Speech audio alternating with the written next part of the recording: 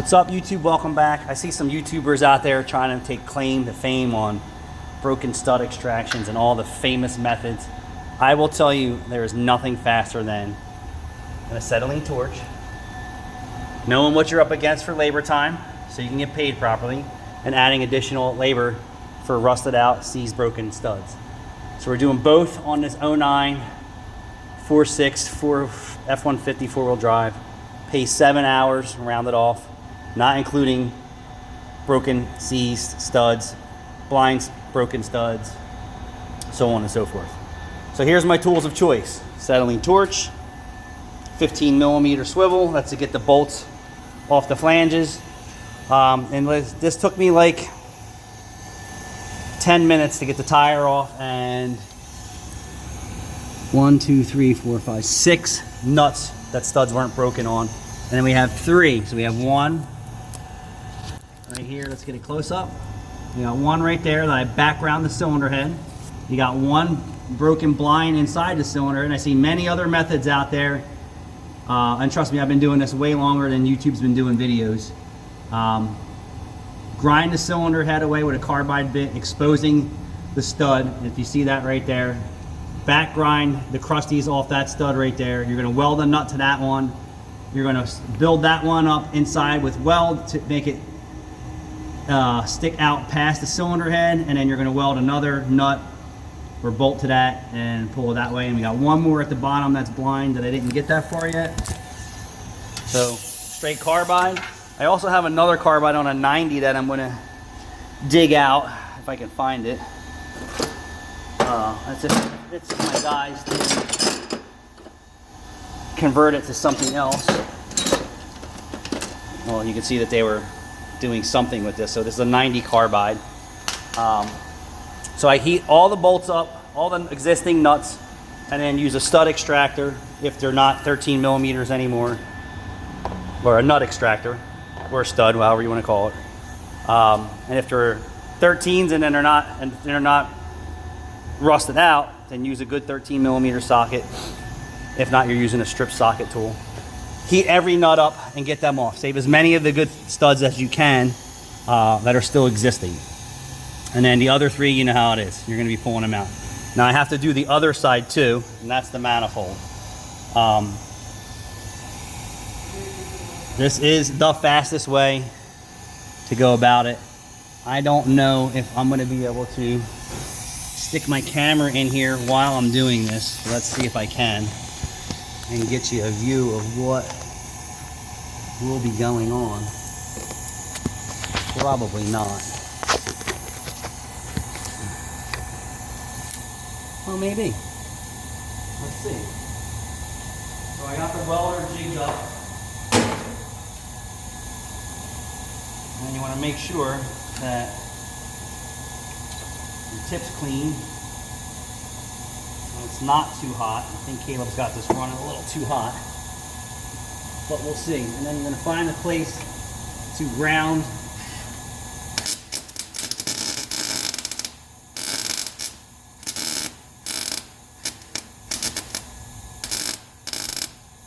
your ground strap to. This sounds like it's way too hot.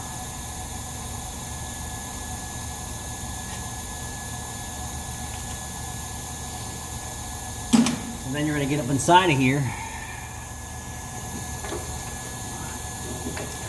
This is all done inside the car. And then what you're going to do is you're going to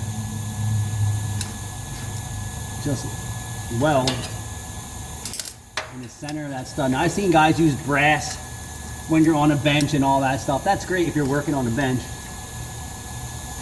We're not working on a bench.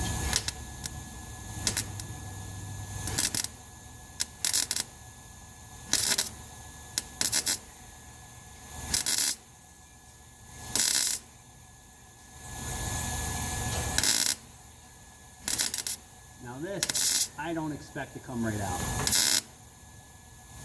This truck has 230,000 miles on it, and I will tell you, they should have been done twice already.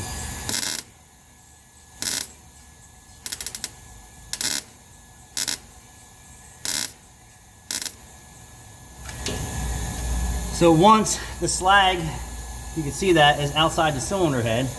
You can weld a washer to that, or you can weld a bolt to that. I don't know what my poison is going to be today.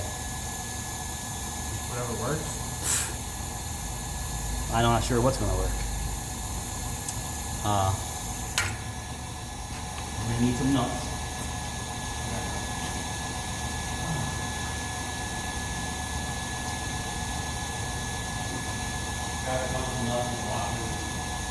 Things of that nature.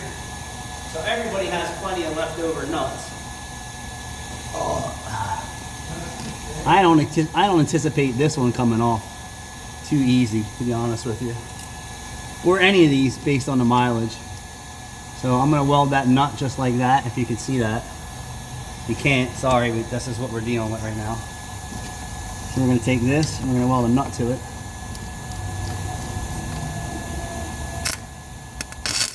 Ow. Ow, ow, ow, ow, ow. Yep.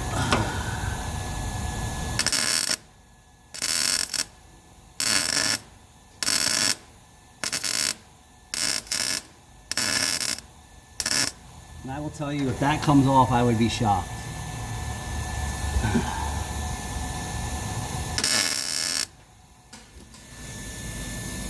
What the fuck was that? Nothing on the Oh. Well, you got a screw? You're going to be scrubbing in on this. You're going to be doing the other side. Right. You were going to learn the hard tricks of the trade. So do we want to go with a big bolt? Any bolt will do. And the reason that the cylinder head's background is that in case there's slag buildup, or slag that's not exactly where it needs to, where it's going to be in the way of removing or turning. And I'll demonstrate in a second here. Like I said, I would be shocked if any of these turn on the first go around.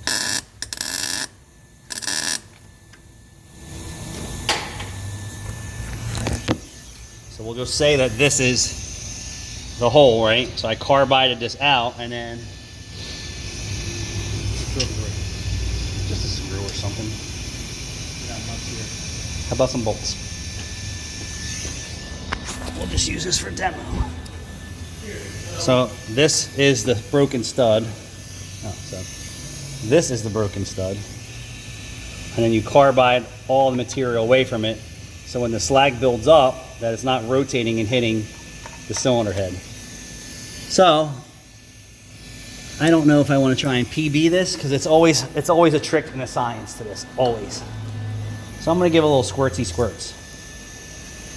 It'll also help cool that down. And by heating this up, you're expanding the stud so it pushes on the cylinder head.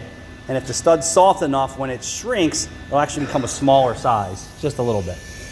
But there's so many factors in this. But there ain't nobody beating this method. I don't care what they say or what they do. Thanks for watching.